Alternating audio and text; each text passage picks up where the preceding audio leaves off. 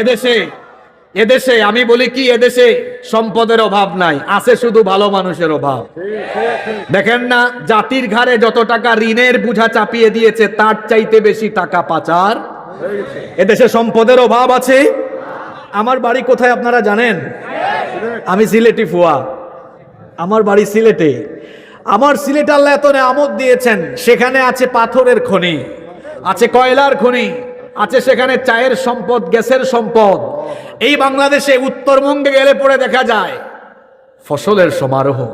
আপনাদের রাজশাহীতে আসলে শুধু আমার এদেশের প্রতি ইঞ্চি জমিন, লিচু এখানে আছে, প্রতি ইঞ্চি জমিন এত উর্বর। আল্লাহ এদেশের মাটিকে এত উর্বর করে দিয়েছেন, যাই চাষাবাদ করা হয় তাই হয়ে যায়। সুবহানাল্লাহ। তাহলে সম্পদের অভাব আছে?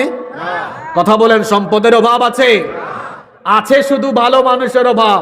যে যখনই সুযোগ পেয়েছে বাংলাদেশ তাকে লুটে পুটে